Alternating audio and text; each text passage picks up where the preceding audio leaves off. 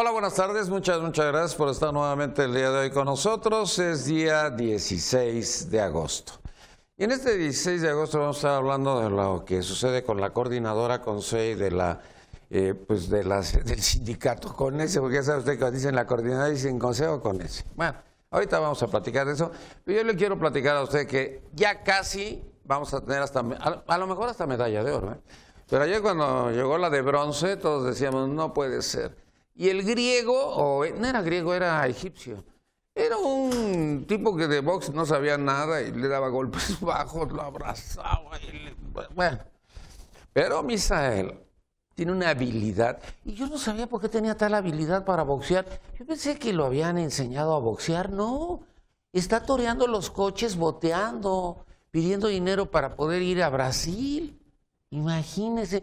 Y yo pensé que, ¿cómo se llama? El que lleva a la novia. Ay, ¿cómo se llama?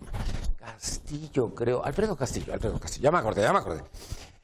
Alfredo Castillo, yo creí que estaba contento y emocionado porque se iba a colgar de la... No, a colgar tampoco, ¿verdad? Iba a decir que era una medalla y que ya estaban llegando a las medallas. No se puede colgar de la medalla porque eso está boteada. Además, imagínense este cuate boteando para poder ir a Brasil.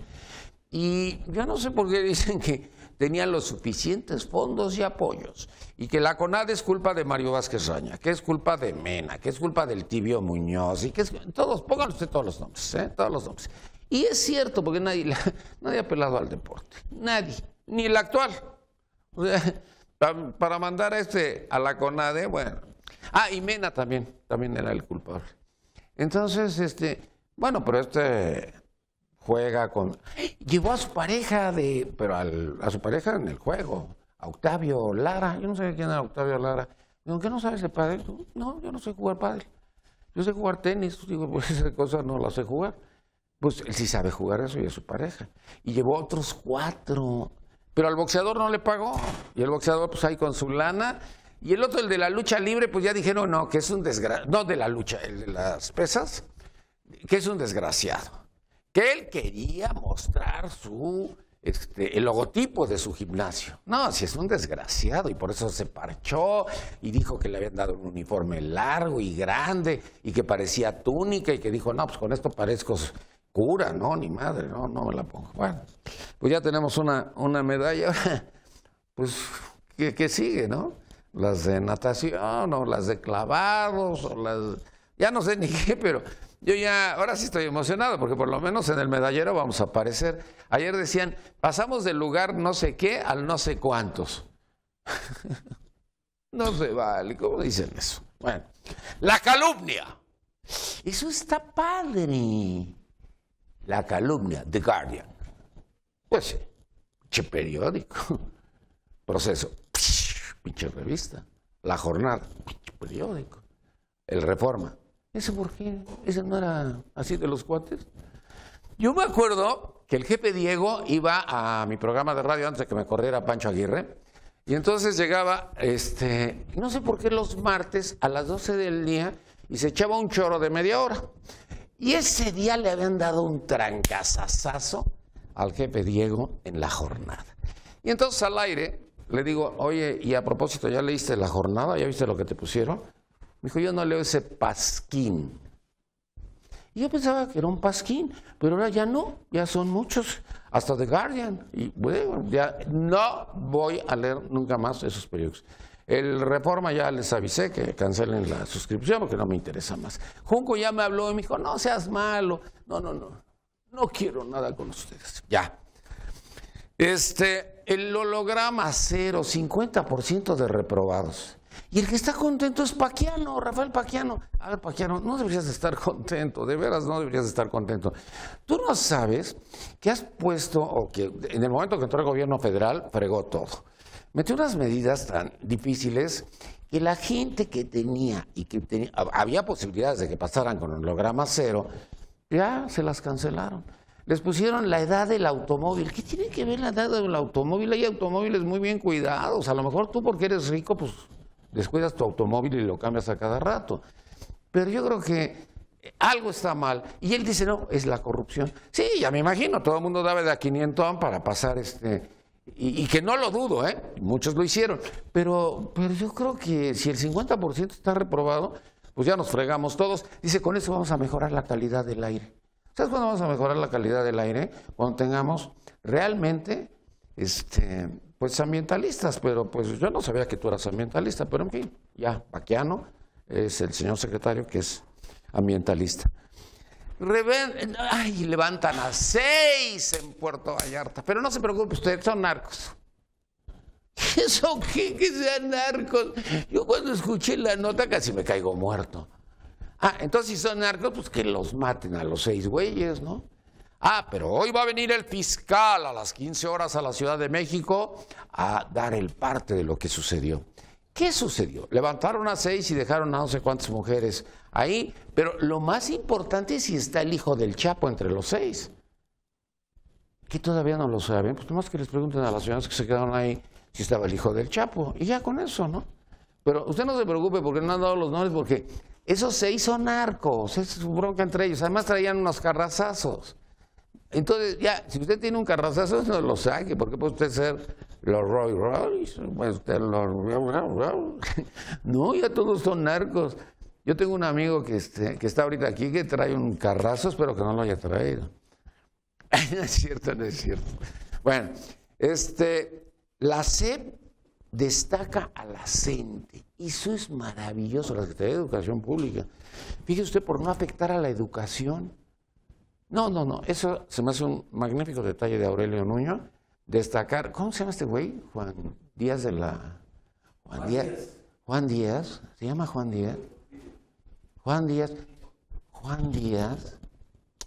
no puede ser, yo lo conozco a ese güey. Ese güey era la mascota del Bester Gordillo, ¿no? Pues ahora es la mascota de Nuño. Me hubieran dicho eso. Yo pensaba que era otra persona. Ya me acordé. No es nada de Porfirio Díaz. No empiecen con mente. Recuerda que los panistas, pues el Bester era así como la secretaria de Educación. Nadie pelaba a Josefina Vázquez Mota y ese era el grave problema. Tengo una nota del Excelsior maravillosa. ¿Usted conoce o ha escuchado quién es Max Cortázar? Pues Max Cortázar era un güey que era baterista.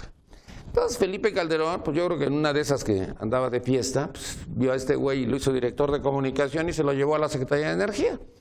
Y después se lo llevó a Los Pinos. Y ahora lo traicionó. Ahora está con Rafael Moreno Valle. Está promoviendo su campaña para la presidencia de la República en contra de Margarita y de Ricardo. Pero hoy puso algo... Pues no sé si esto es por su conocimiento o porque le pasaron la tarjeta. No lo sé, la verdad. O a lo mejor hizo alguna encuesta en relación a que, fíjese usted que López Obrador no hizo bien las cuentas.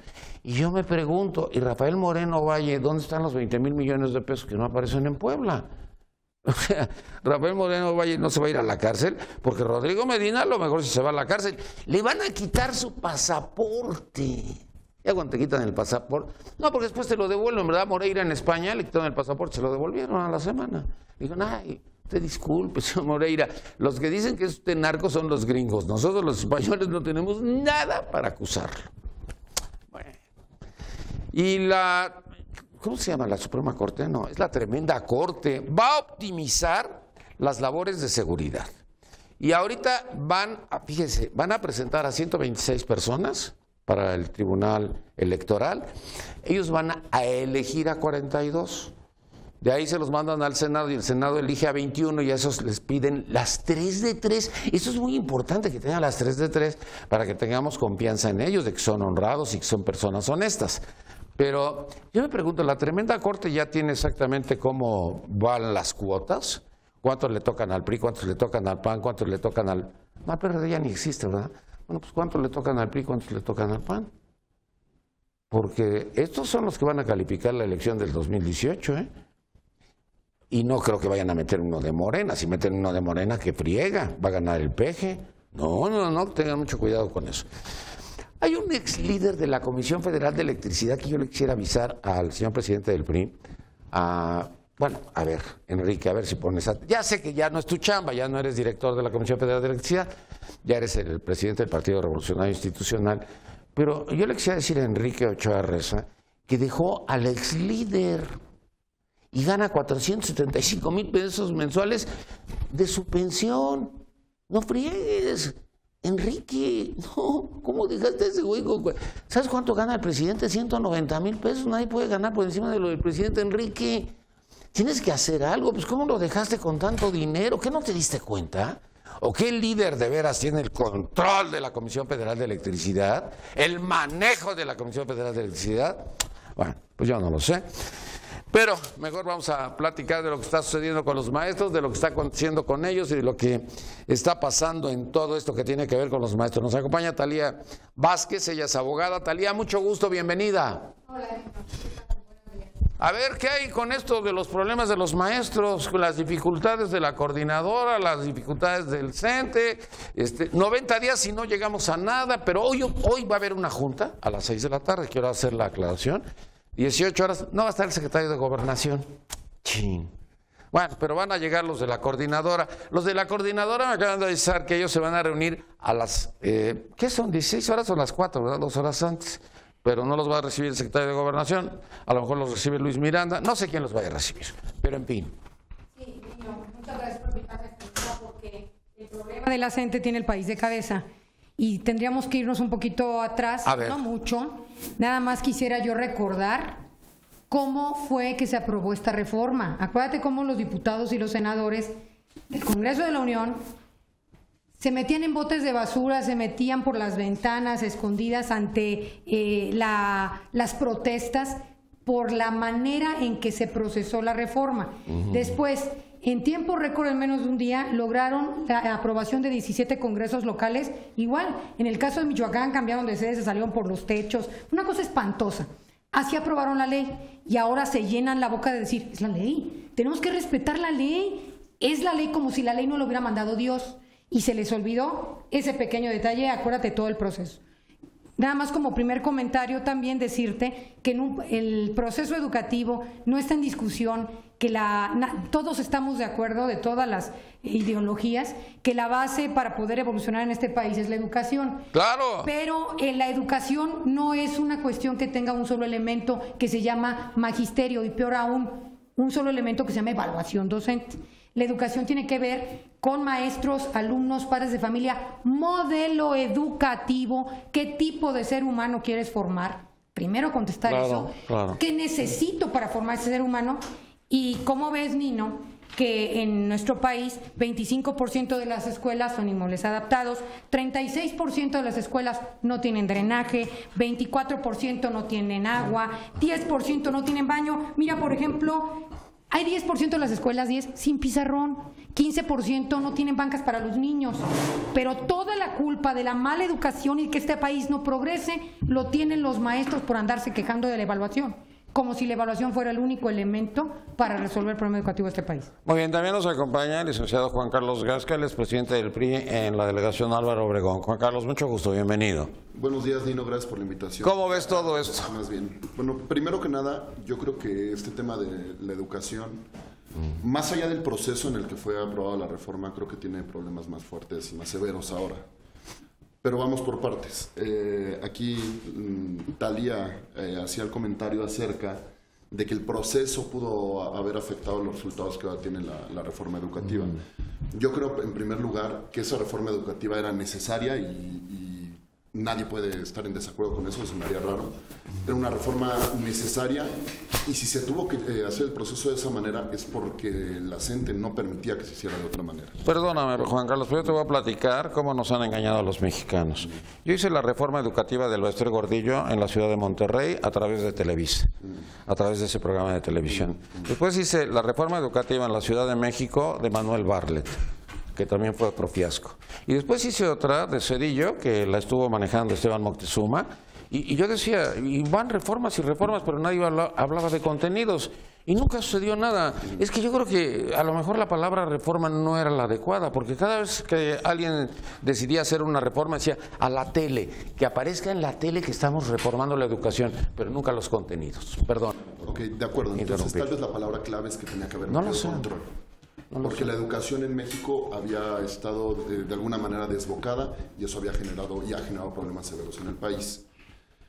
Con todos los problemas que comentaba Talía que en la educación, pues claro, hay muchísimos problemas, pero sí se tienen que ir haciendo cosas poco a poco y un problema a la vez. Y el mismo problema de los maestros radicales que respaldan a las tropelías de la CENTE, había que controlarlos porque si no, esos mismos problemas que hay en las escuelas no se pueden solucionar porque ellos no lo permiten.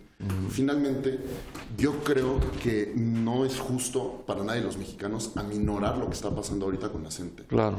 Si bien pudieran estar en desacuerdo, eso no es justificación para llevar a los límites que lo han llevado. Y finalmente, a mí lo que me parece grave, viéndolo del punto a cómo ha manejado el gobierno esta situación, es que si bien ya había logrado haber cierto consenso entre las fuerzas políticas para poder generar cierto control entre el sindicato de maestros, había que ejercer la ley y todo el peso de la ley sobre cualquiera que se quisiera salir de esto. Y al principio el gobierno federal mostró que así iba a ser, y yo desde mi punto de vista creo que fue un gravísimo error recular porque estamos en la situación ahorita. Bueno, además hay otra cosa que no debemos olvidar. Dicen que esto tiene 30 o 32 o 33 años y que inicia en Oaxaca. Pero si vamos atrás, en los últimos gobernadores, Diodoro Carrasco alimentaba económicamente a este grupo. Posteriormente, Murat le daba lo suficiente para que sobreviviera a este grupo. Y cuando llega el siguiente gobernador, Ulises, pues hace exactamente lo mismo. Pero a la llegada de Gabino Cue, que lo placea López Obrador por Oaxaca, pues les pide a estos de la coordinadora que lo ayuden a ganar la elección. Y lo empujan a ganar la elección a cambio de mucho dinero.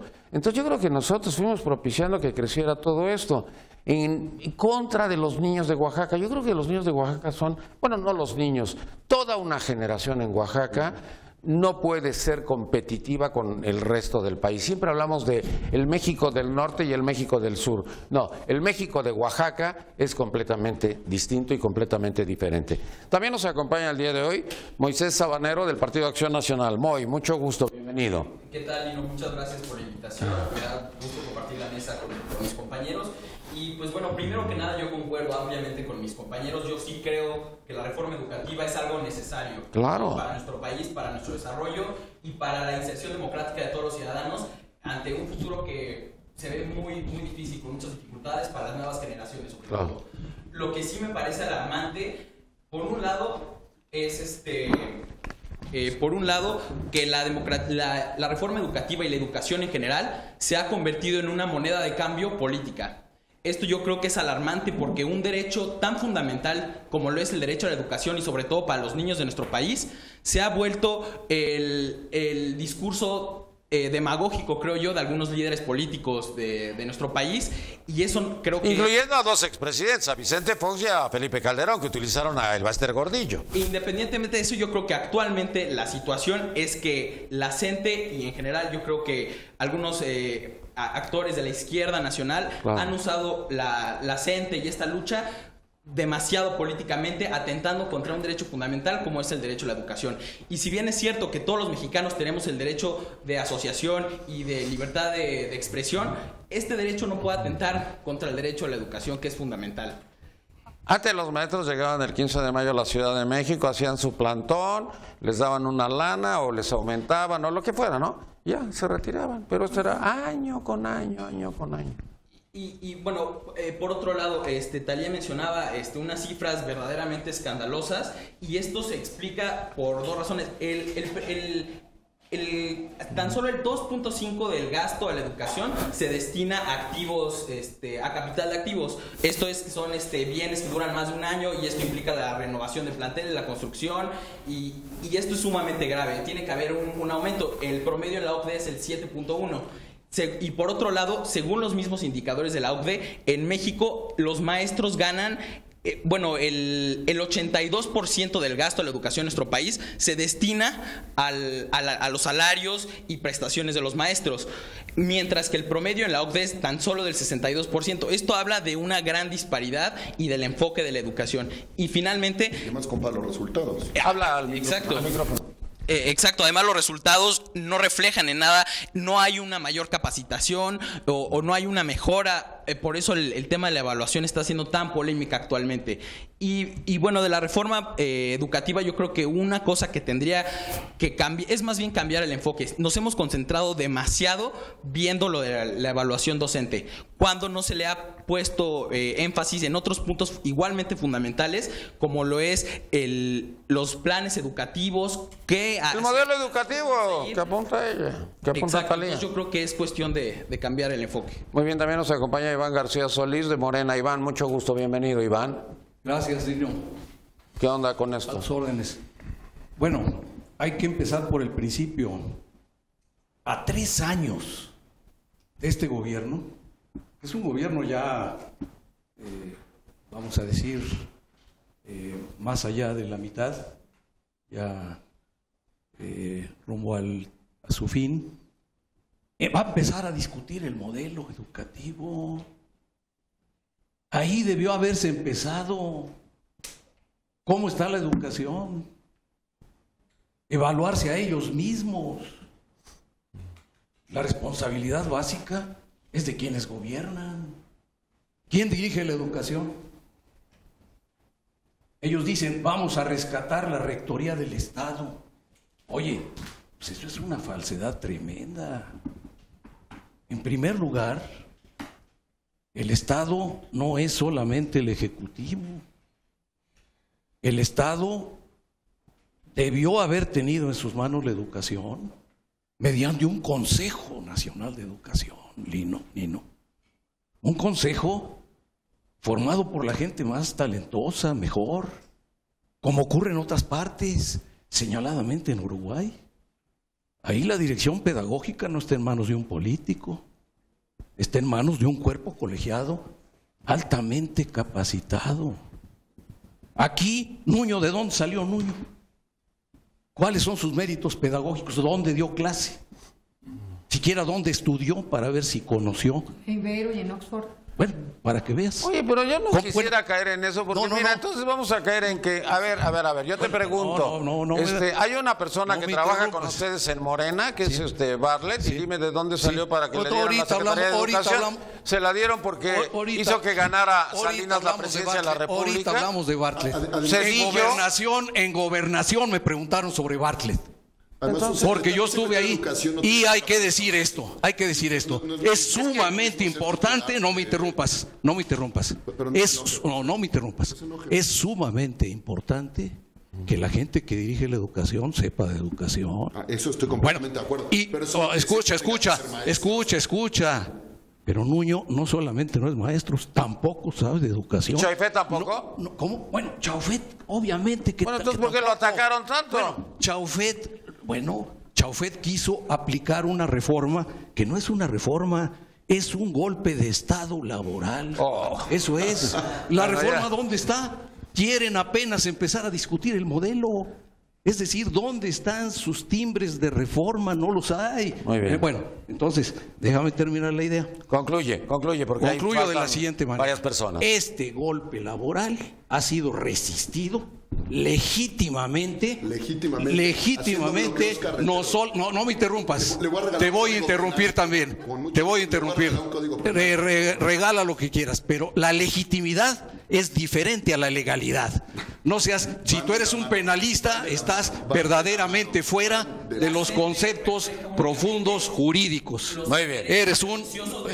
No eres abogado, eres leguleyo. Muy bien. Termino diciendo, este golpe laboral no nos lleva al pasado, como dicen estas gentes, que la resistencia lleva al pasado. No, el golpe lleva al antepasado, lleva a 1919, cuando no había derecho de huelga ni derecho de organización sindical, y poco a poco se fue conquistando. Octavio Rivero. Ese es para empezar. Movimiento Ciudadano ni Obama lo tiene, ¿eh?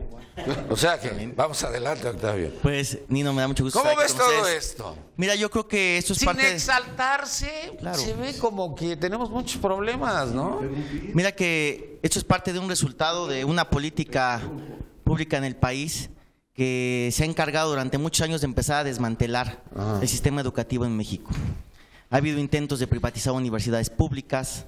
Hoy está el intento de desmantelar la educación básica en este país. Efectivamente, una reforma educativa, entre comillas, yo diría si es que es una reforma, porque de inicio no considera al sector magisterial para la discusión de esta reforma. No puede ser posible que alguien vaya a realizar una reforma o vaya a estructurar algo distinto sin la participación de los actores fundamentales, que en este caso son los maestros. Es muy distinto el profesor que vive en la ciudad al que vive en la zona rural de este país. Por supuesto que las Esa reforma no aplica para toda la República Mexicana igual, eso lo entendemos, ¿verdad? Efectivamente, pero hay que conocer un poco más de la vida y de cómo se desempeña el sector magisterial en muchos lados en este país. Efectivamente, decía hace un rato la licenciada, hay realmente condiciones realmente deplorables en las que trabajan los sectores magisteriales, los maestros, ¿no? Condiciones en las que muchas veces el gobierno implementa programas, voy a poner ejemplo en comunidades rurales, como vamos a llevar computación a la escuela cuando ni siquiera muchas veces tienen luz o ni siquiera llega el internet ni el teléfono allá. Oye, Miguel González Avelar mandó comprar el software para las computadoras que no existían. Me quiero imaginar que se robó el dinero. Claro, decía efectivamente, no podemos basar una reforma educativa en una evaluación docente. Eso no puede ser la carne en la que tenemos que discutir. Claro. Efectivamente, nosotros creemos como Movimiento Ciudadano que se tiene que generar la educación docente como una herramienta, pero no como el factor fundamental de coerción con los maestros. Si no realmente se da uno cuenta de dónde viene esta reforma, entonces no vamos a poder avanzar. ¿Yo qué creo para cumplir esta etapa?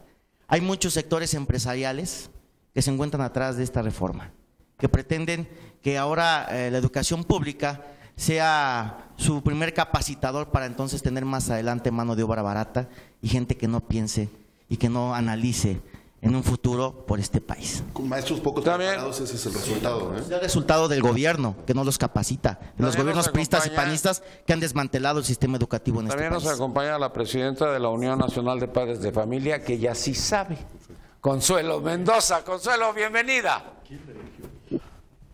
Bueno, pues… ¡Hola! ¿Qué tal? Es un gusto estar contigo, Nino. Y bueno, pues aquí, a diferencia de las demás personas que he escuchado, yo no soy política y sí considero que realmente la educación se ha convertido en rehén de intereses políticos. La reforma educativa es una necesidad y es una necesidad urgente, siendo una de las reformas que no estaba considerada como la prioritaria, se convirtió en la más importante y en la más polémica. Ahora, por supuesto que la reforma tiene varias aristas, corre el peligro de quedarse en una reforma administrativa, pero no podemos olvidar lo sustancial de todo esto. México está en los últimos lugares, según la OCDE, en el tema de educación. O sea, un niño necesita, para alcanzar los niveles de la OCDE, necesita más de 25 años para lograr una buena lectura.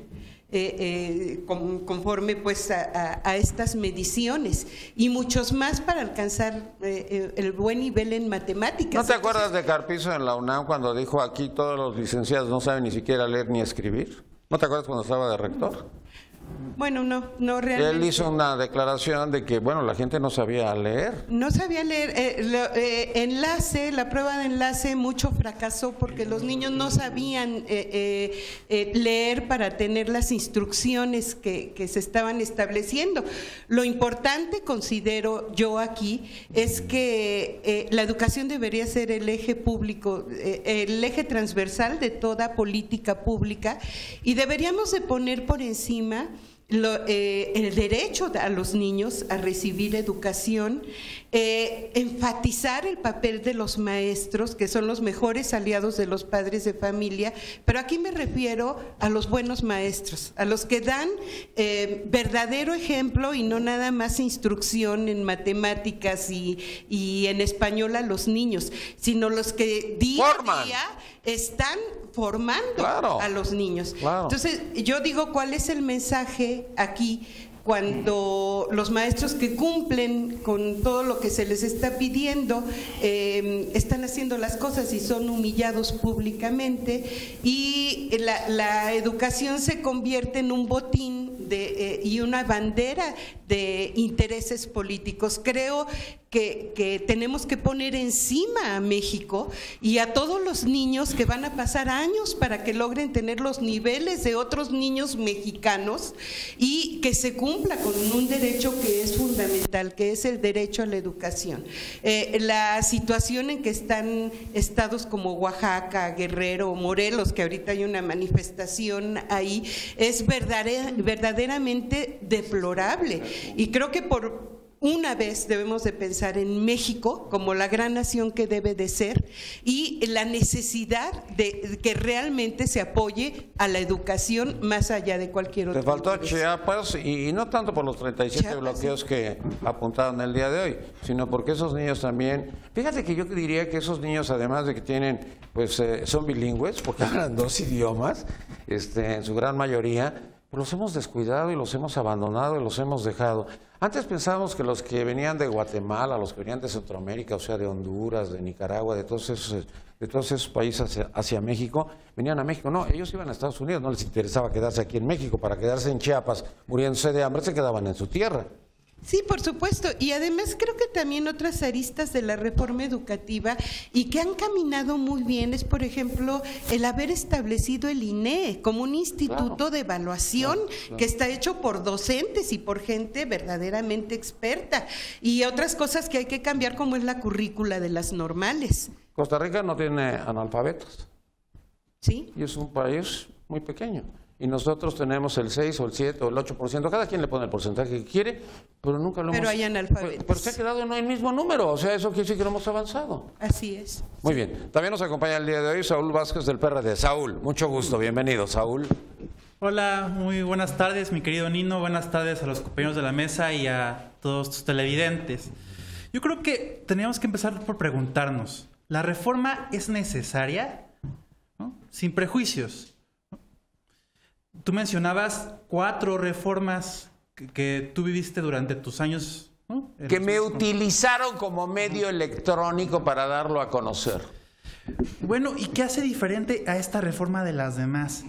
Yo creo que hay que desconfiar de las soluciones mágicas, ¿no? De las soluciones de que ya tómate esto y con esto se te van a curar todas las enfermedades, te vas a volver rubio, vas a tener ojos verdes. ¿No? ¿Qué pasó? Antes teníamos el artículo 3º, ¿no? Todos lo sabemos. Escuela laica, gratuita y obligatoria. ¿Qué cambió con esta reforma? Laica, gratuita, obligatoria y de calidad. ¿Había que poner en la Constitución que la educación pública tenía que ser de calidad? Pues eso es algo que debería de estar dado, ¿no? Además, con ponerlo en la ley, pues no de repente pones tú en la ley educación de calidad y ya se transforma en una educación de calidad. Yo estudié en escuelas particulares que deberían de haber sido laicas y ahí estaban los hijos de los gobernantes y eran jesuitas los que daban e impartían las clases. Y eso que... Eran ellos los hijos de los gobernantes mexicanos. Claro, no asistían los viernes primero cuando iban a comulgar sus hijos. El problema es pensar que modificando la ley, modificamos la realidad. Eso no es cierto, ¿no? Es una falsedad. Añadiendo a los datos que daba Tania, en México tenemos 40% de escuelas multigrado. Se llama Talía. Talía, perdón. Si para ti es Tania, está bien. Perdóname. Talía. Tenemos 40% de escuelas multigrado. ¿Esto qué quiere decir? Que un solo maestro atiende varios niveles, primero, segundo, primaria. ¡En el mismo sitio! En el mismo salón. Imagínate qué gente tan brillante para manejar 6 grados en un mismo cuarto, ni siquiera salón. Al mismo tiempo, ¿no? Entonces, es un pensamiento mágico. Puedes poner al mejor maestro del mundo y no va a poder enseñar 6 grados de primaria al mismo tiempo, ¿no? Decía, por ejemplo, la economista francesa Esther Duflo. Esto lo vieron en África. Ayuda mucho más darle desayuno escolar gratuito a todos los niños que cambiar la currícula. Porque un niño que no ha desayunado es un niño que no aprende. Es muchísimo más barato. Nos cuesta $3 al mes por niño dar desayuno escolar gratuito. ¿Para eso necesitamos una reforma? No, simplemente necesitamos la implementación de una política pública que lo pueda hacer la SEP. Déjame ponerte una analogía. ¿Por qué no estamos teniendo tantas medallas en Río? ¿Es culpa de los entrenadores, de los atletas? ¿No? ¿Quién es el jefe de Alfredo Castillo? ¿Quién es el jefe de la CONADE? ¿No? ¿Quién lo pone? ¿Quién tiene esa facultad. Aurelio Nuño, quienes no están haciendo su trabajo es la SEP, no el magisterio. No por ahí estoy diciendo que tengamos a los mejores maestros, ¿no? Son maestros. Pero una reforma educativa sí la requerimos. Mira, los países tienen por lo regular, están actualizando sus reformas educativas cada 5 años, lo que ellos llaman los famosos 5 steps. Y nosotros seguimos, seguimos en la reforma educativa que no sé si hubo cuando yo era niño. Ese es un cambio de programa. Pura memoria y la memoria y la memoria. Y ahora que vi a López Tarso, a los 90 años de edad, decir, gracias a la escuela tengo una buena memoria. Me acordé que yo también, gracias a la escuela tengo buena memoria. A lo mejor no sé discernir, porque no me lo enseñaron. Para cambiar el programa de las normales, para cambiar el enfoque de las primarias, no necesitamos una reforma administrativa como la que tuvimos. Educativa. Bueno, una reforma administrativa. Una reforma educativa es lo que necesitamos. Porque no cambió no está cambiando en nada cómo están las escuelas, Nino. Déjame terminar con una frase. Ya concluye, porque ya estás igual que Morena, pues se quedan con el programa. Dice Robert Birnbaum, si solamente valoramos, si no medimos lo que es valioso, vamos a acabar solamente por valorar lo que es medible. Muy bien. Talía. Mira, Nino, yo creo que tenemos que entender el problema partiendo de la realidad. No se vale decir, se oye bonito, pero es imposible de aplicar, todo el peso de la ley contra los maestros que no cumplan la brillante ley aprobada en los botes de basura. No pueden aplicar todo el peso de la ley porque no les caben en las cárceles. No los pueden correr por miles, pero esto es real, o sea, es una cuestión políticamente real. El tema del modelo educativo, que era lo que yo decía que por donde debimos haber empezado, qué tipo de ser humano queremos formar, no es una cosita menor de cambio de programas, es el diseño de un país. ¿Qué país queremos? ¿Queremos un país humanista? Queremos, Hitler educaba a niños para ser nazis y había todo un sistema educativo para ser nazis y salen nazis, ¿no? Si tú quieres unos humanistas, si quieres investigadores, si quieres científicos, ¿qué tipo de país queremos diseñar? Porque a todos estos corruptos que nos gobiernan y todo este sistema y las normales mal hechas o bien hechas, todos somos producto de un sistema educativo mexicano, ¿eh? Evidentemente hay que cambiarlo. Así que reforma sí tiene que haber. El modelo educativo no es poca cosa, se juega el diseño de país. Incluso el modelo económico, todo pasa por aquí, por eso es tan importante que se hubiera discutido. La resistencia civil que dan los maestros, que es ilegal, déjenme decirles que siempre que los güeritos se manifiestan en Europa del Este, todo el mundo, ¡ay, la primavera ciudadana, las conciencias, el despertar! Porque están güeritos. Entonces, si se manifiestan aquí, entonces rompen la ley, son muy molestos. Toda resistencia civil por naturaleza tiene como fin molestar para poder ser escuchado. Si yo me pongo en huelga de hambre en el baño de mi casa donde nadie me ve y no estorbo a la mitad de la calle, es más, si me pongo en la banqueta, nadie me va a hacer caso. Esa es la naturaleza de la resistencia civil. Entonces, si no entendemos esto de ¿cómo ven que sí tienen que platicar con los maestros? A fuerza tienen que hablar con ellos. Oye, los chilenos también salieron a las calles. Sí, pues es que todo son güeritos como Gasca. Todo el mundo sale a la calle a pelear sus derechos. Y no solo marchan los maestros, marcha todo México, las víctimas, los desaparecidos. Esto está detenido de palitos. Entonces, ¿por qué no se resigna el gobierno a tener que recular? Porque las bravuconadas de que los va a meter a todos a la cárcel, no les van a funcionar, no caben. Y mira, yo no tengo partido político, yo no milito en ningún partido, simplemente porque no reconocemos la realidad de que son muchos, de que a lo mejor como no nos gusta cómo dicen las cosas, no nos fijamos en qué dicen. Ellos no se niegan una evaluación, nomás quieren una evaluación que no sea punitiva y que sea viable. Los miembros del CENTE, no de la CENTE, del CENTE en Nuevo León, que le están echando y tomando todo el estado al bronco, dicen que fueron muchos a la evaluación, pusieron su nombre y se salieron porque ni servían las computadoras, estaba mala logística de la evaluación y los pasaron. Y ellos mismos te dicen, yo soy del sindicato y solo puse mi nombre y de todos modos pasé.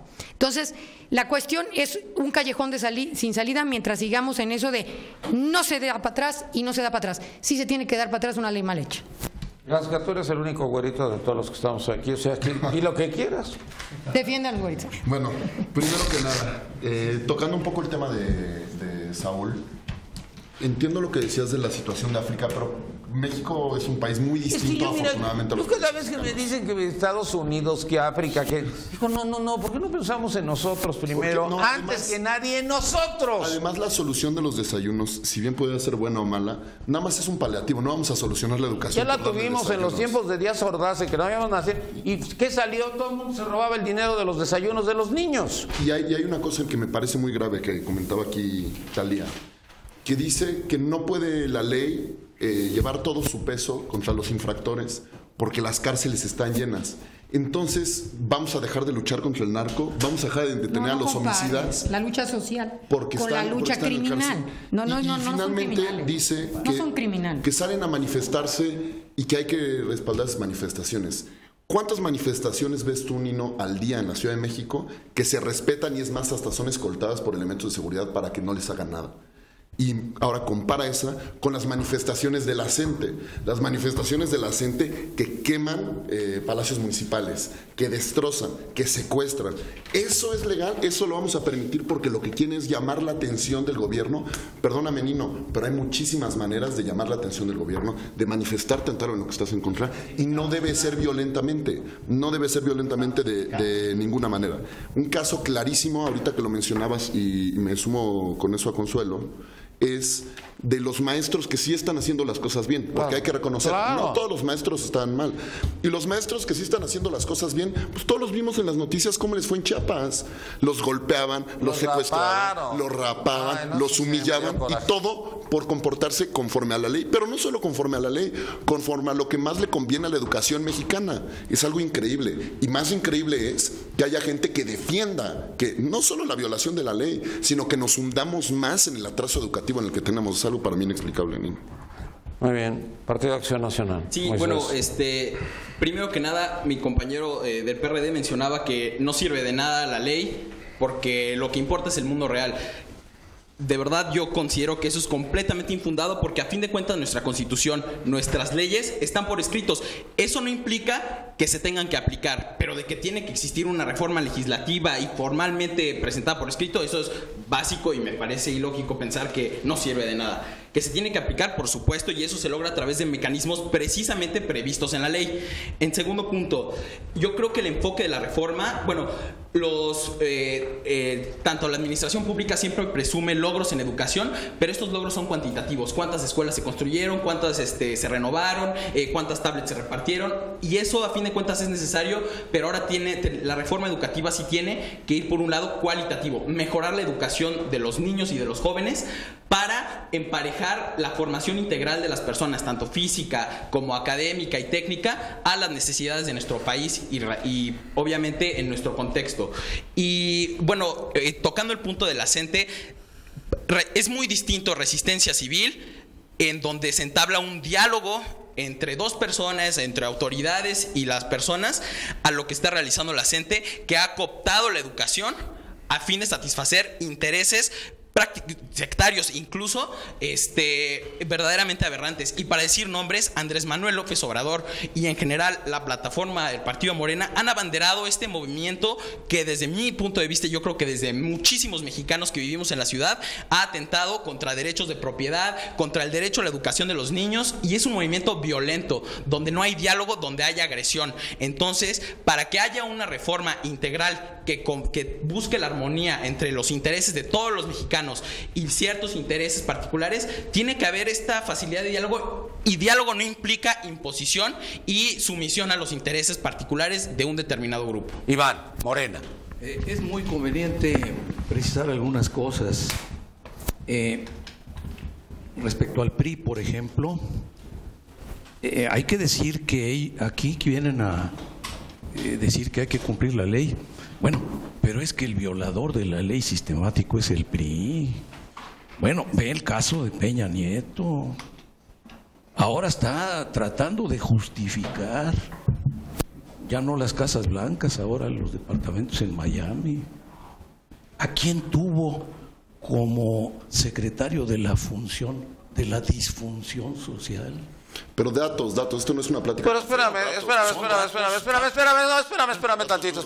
Vamos a la reforma educativa o vamos a caer en todo lo que tiene que ver con la corrupción, con la seguridad. En 2018 van a vender nuestro debate. Bueno, aquí en una mesa yo quisiera hablar. Tiene que hablarse del texto y del contexto. Estoy de acuerdo contigo, pero no utilicemos la libertad de expresión que tiene este programa para todos, indirectamente, de que puedan hablar de la libertad en relación a la reforma educativa. ¿Qué tanto nos está afectando o qué tanto nos está beneficiando? Claro, es para lo que te invitamos. Pero no defiendas a Peña. No estoy defendiendo a Peña, ni te defiendo a ti, ni a Morena. No es el que más le tira al PRI de todos los medios mexicanos. Ni a López Obrador.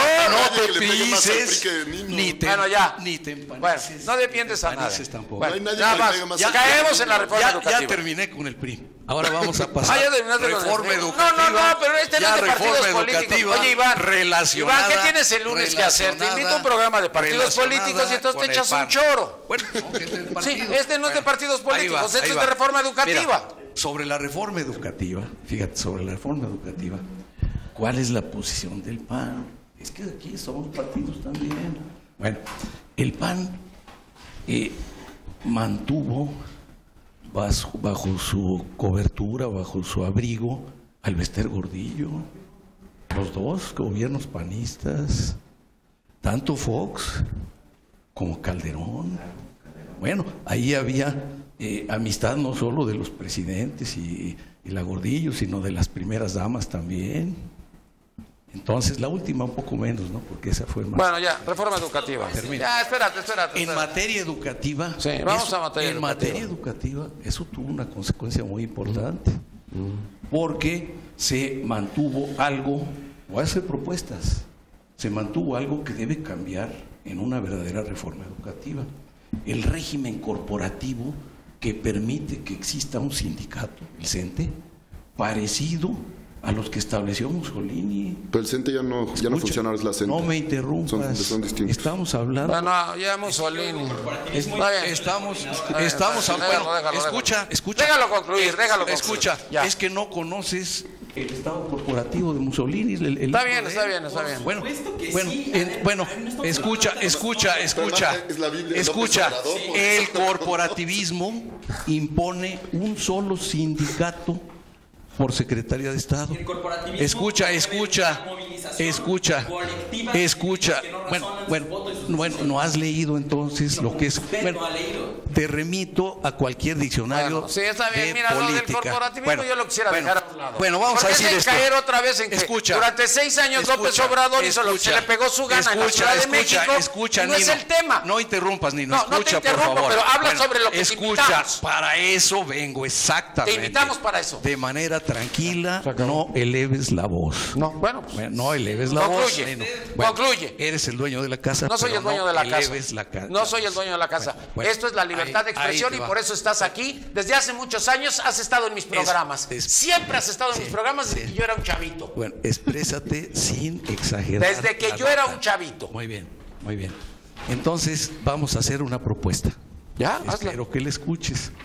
La propuesta que creo que se deriva de esta crisis que hay en la educación consiste en que haya una verdadera reforma importante, no como esas que no tuvieron éxito, y que tenga como elemento básico una dirección colectiva, colegiada, no unipersonal, una buena evaluación, no estamos en contra de la evaluación, una evaluación que tome en cuenta el trabajo de los maestros en la escuela y que no se base solo en cuestionarios lejanos. Pero claro que tiene que haber pruebas de conocimiento. Otra vez interrumpes. Pero es que es algo elemental. No interrumpas. Muy bien. Pero es elemental. Yo no te he interrumpido. Bueno, ya. Entonces, vamos a las conclusiones. Perdóname, pero tengo problemas de tiempo. Permite terminar. Todos tenemos que hablar, no nada más tú. Permite terminar la propuesta. Concluye. Una evaluación no estandarizada.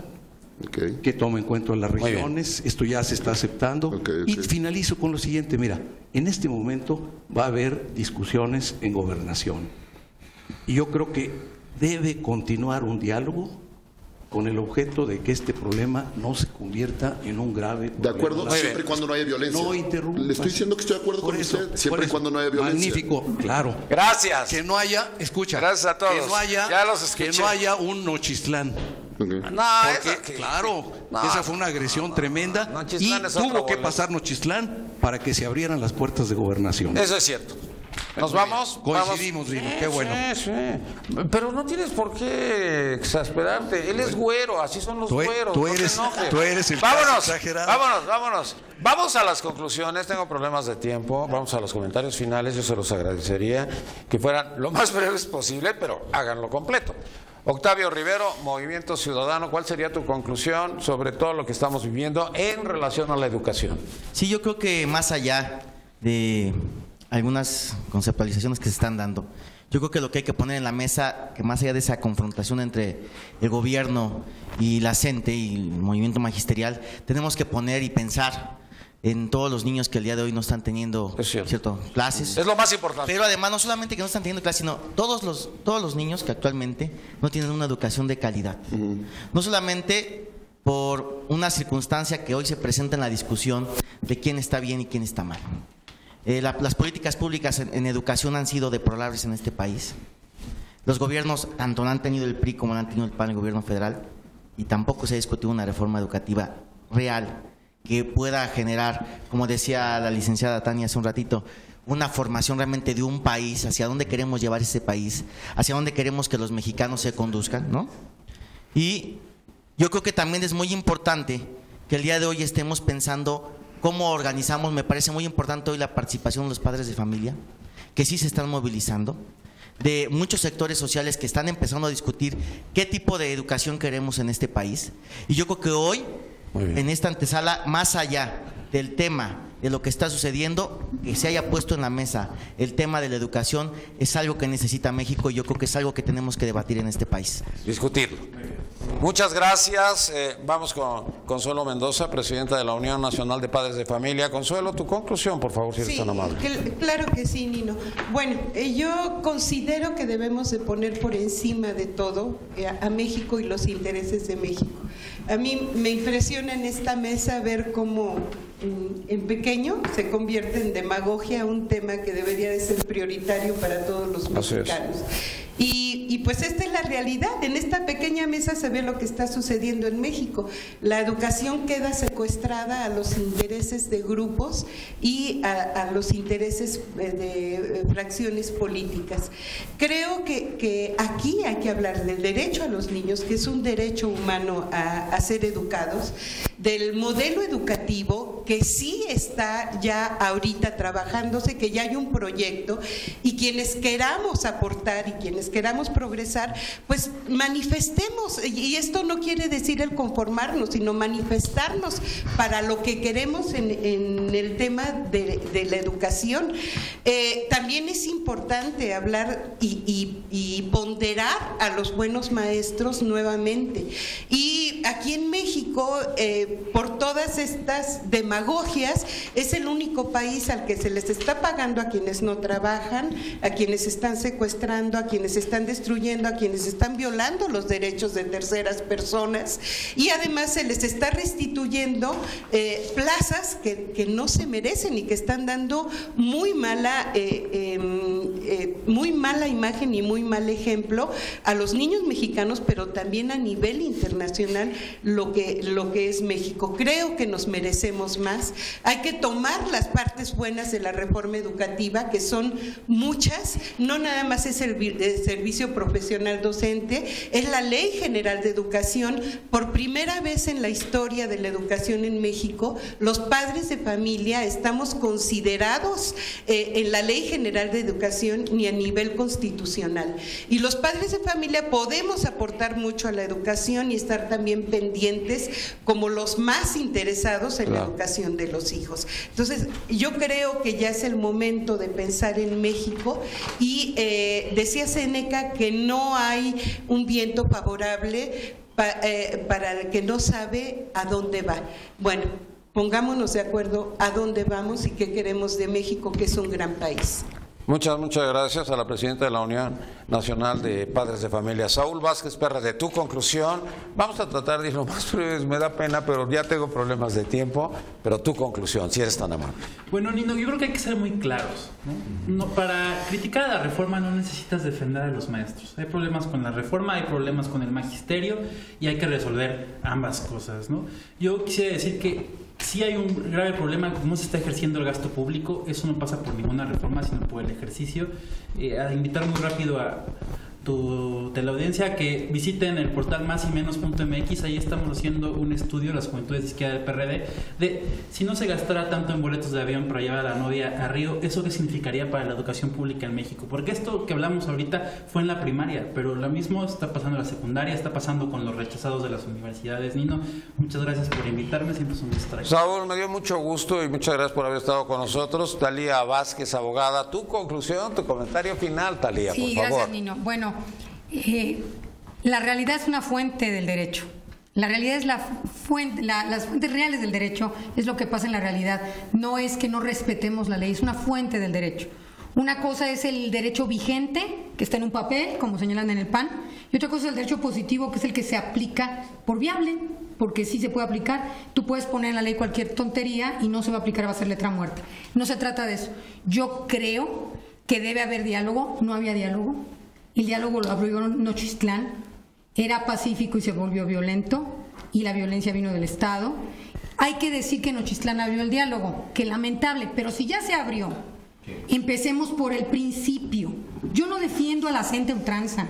Yo lo que digo es que sí se les tiene que tomar en cuenta a los padres de familia, lo dicen los tratados internacionales, los padres de familia y los maestros indispensablemente deben estar sentados en una reforma educativa, no solo en el diseño del modelo, sino en la reforma en sí. Entonces, sí al diálogo. Y lamento profundamente que el PRI, pero es la visión de Nuño igualita a la de Osorio Chong y la de Juan Carlos, es el PRI confunde a un luchador social, a una resistencia civil con el narco. Hay que aplicarle toda la ley como el narco. Es totalmente diferente, pero esa visión nos tiene en este escenario. Mientras no cambien esa visión y dejen de ver a los maestros como delincuentes, aunque les parezca molesta la resistencia civil, mientras no cambien esa visión, va a ser esto un callejón sin salida. Talía, mucho gusto, muchas gracias. Juan Carlos Gasca, PRI, conclusión. Muchas gracias, Nino.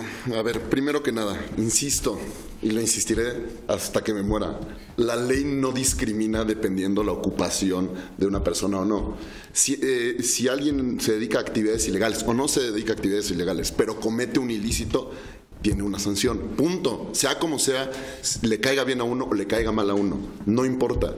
Si un maestro llega e incendia un palacio municipal, debe de ser castigado. No es resistencia civil, es un delito. Ahora, entrando al último tema que yo quería tocar, es mucho queremos llegar a los sistemas educativos más desarrollados del mundo.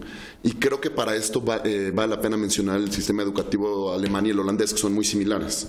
Ahora, mi pregunta ahorita, les platico un poco cómo son. Ya vamos con problemas de tiempo. Sí, lo hago muy rápido.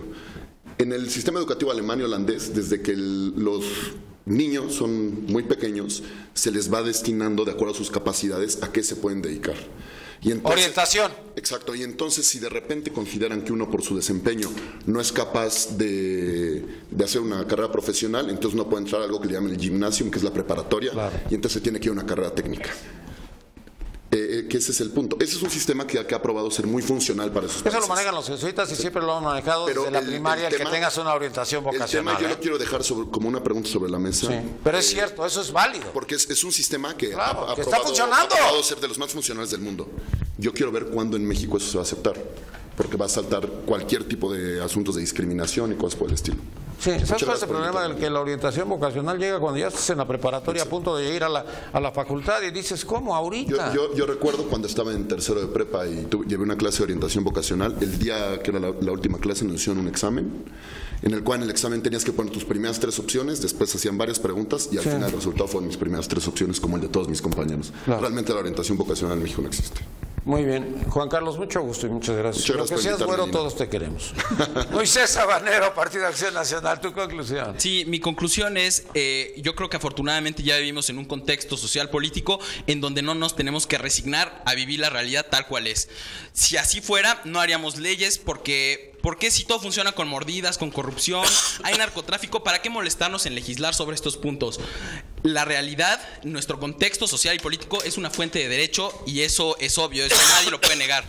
Pero lo que también es innegable es que el derecho, las leyes, son una herramienta que nosotros tenemos como ciudadanos y como país para transformar nuestra realidad, y yo creo que a través de estos mecanismos jurídicos podemos mejorar nuestra educación. Muchas gracias, muy amable. Iván García Solís Morena, tu conclusión, Iván, por favor. Una propuesta, Nino, como por conclusión. En efecto, el diálogo debe continuar. Ha costado mucho, ha costado vidas. No debía ocurrir así. Es producto de esa imposición tremenda, ¿no? De la contrarreforma al artículo 3º. Pero ahora se impone el diálogo. Este gobierno, que ya está declinante, debe corregir. Una propuesta muy concreta. Por favor. Se puede comenzar modificando la ley del servicio profesional docente en el artículo 52, en el cual condiciona la permanencia en el empleo a la tercera evaluación. Y si esta evaluación, que actualmente no es la adecuada porque no es funcional, no es personal, es lejana, se ha militarizado, se ha casi hecho policíaco,